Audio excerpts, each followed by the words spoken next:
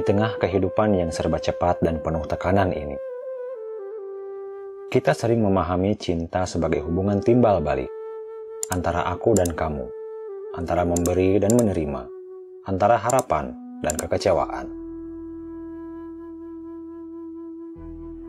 Tapi ada satu jenis cinta yang tidak bergantung pada balasan. Cinta yang tak tunduk pada logika, tak terikat oleh perasaan, bahkan tak butuh dipahami. Cinta ini datang dari Tuhan, bukan karena kita pantas menerimanya, tapi karena Dia adalah Maha Pencipta. Inilah mahabbah ilahi. Cinta ilahi tidak hanya menyentuh hati, tapi juga merawat jiwa. Ia menenangkan, menghidupkan, dan membimbing. Cinta ini hadir dalam diam, namun dampaknya nyata. Ia menjaga tanpa kita tahu, membentuk tanpa kita sadari, dan menyelamatkan bahkan ketika kita tidak menyangka.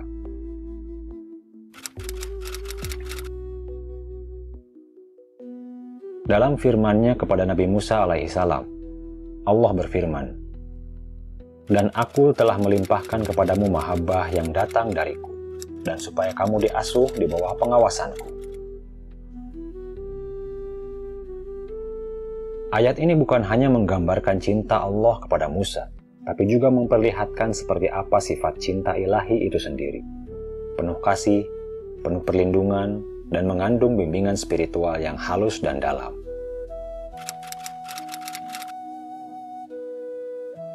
Cinta ini berasal dari sifat rububiyah Allah, sebagai Rob yang memelihara dan mengasuh seluruh makhluk. Dalam mahabbah ilahi, ada kekuatan yang lembut dan kebijaksanaan yang menyeluruh.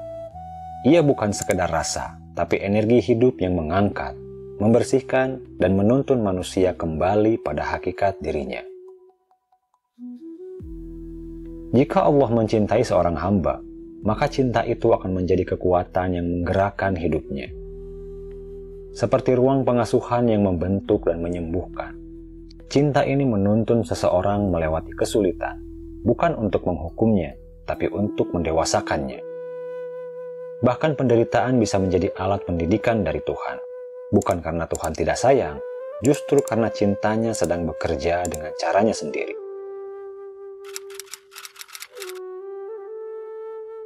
Mahabbah ilahi hadir tanpa perlu diminta, dan melindungi tanpa disadari. Ia bekerja dalam diam, tapi efeknya menjalar kemana-mana. Orang yang hidup dalam cinta ini meskipun tak banyak bicara akan terasa dekat di hati banyak orang. Bukan karena penampilan luar, tapi karena ada cahaya ruhani yang terpancar dari dalam diri. Contohnya bisa kita lihat dalam kisah Musa alaihissalam. Allah melimpahkan mahabbahnya sejak Musa masih baik, dan lihatlah apa yang terjadi. Fir'aun, yang kelak menjadi musuh utamanya, justru merawat Musa kecil dengan penuh kasih sayang. Itulah bentuk cinta ilahi. Bahkan musuh bisa dijadikan penjaga, bahkan bahaya bisa berubah menjadi perlindungan. Cinta ini tidak hanya menyentuh individu, tapi juga menggerakkan semesta. Orang yang dicintai Allah seringkali dikelilingi oleh orang-orang yang membantu dan melindungi.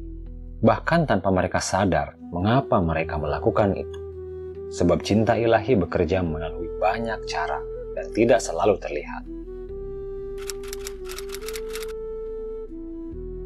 Berbeda dengan cinta manusia yang kadang membuat kita terlena atau kehilangan arah, cinta dari Tuhan justru membangunkan kita.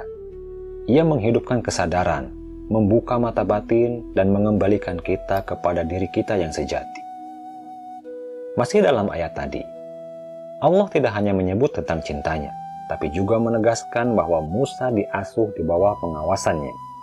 Ini artinya, cinta ilahi bukan sekedar perlindungan pasif, tapi juga bimbingan aktif. Orang yang hidup dalam cinta ini merasa dipandu dalam setiap langkah, bahkan ketika melakukan kesalahan. Ia segera disadarkan dan diarahkan kembali. Tuhan tidak membiarkannya berjalan sendiri. Dia mengawasi, bukan untuk menghukum, tapi untuk mengasuh dan membimbing. Dari cinta ini, lahirlah basyirah, yaitu pandangan batin yang jernih. Seorang penempuh jalan spiritual akan belajar membuka seluruh ruang jiwanya untuk cinta ini. Ia tidak lagi tergoda oleh gemerlap dunia, karena cinta ilahi sudah cukup baginya.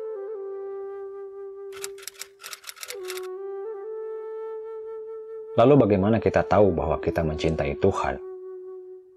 Ukurannya bukan terletak pada seberapa sering kita berbicara tentang cinta kepadanya, tapi sejauh mana kita rela menerima apapun yang datang darinya. Menerima bukan hanya yang menyenangkan, tapi juga yang menyakitkan. Bukan hanya nikmat, tapi juga takdir yang tidak kita harapkan.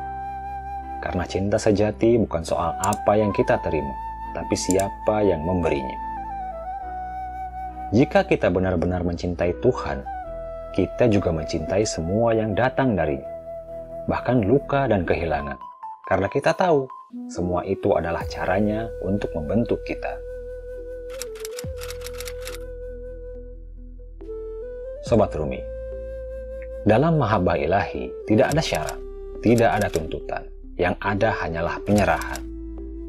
Seorang hamba yang dicintai Allah tidak hanya diberi, tapi juga dibentuk dengan penuh kasih dan kebijaksanaan. Akhirnya kita menyadari bahwa mahabbah ilahi bukan sekedar merasa dicintai Tuhan. Ini adalah pengalaman hidup yang dibentuk oleh kasih sayang dan bimbingannya. Ketika kita berada dalam cinta ini, bahkan kejadian paling menyakitkan pun terasa mengandung pelajaran dan harapan. Kita tidak lagi bertanya mengapa ini terjadi, tapi mulai bertanya, apa yang sedang Tuhan ajarkan melalui ini? Cinta ilahi adalah cinta yang membebaskan, bukan mengekang. Ia menumbuhkan, bukan menuntut. Ia tidak perlu dibuktikan dengan apapun, karena kehadirannya sudah cukup terasa. Semoga kita menjadi hamba-hamba yang hidup dalam mahabbah ilahi, yang dilingkupi oleh cintanya, dibimbing oleh pengawasannya, dan dimatangkan oleh pengasuhnya.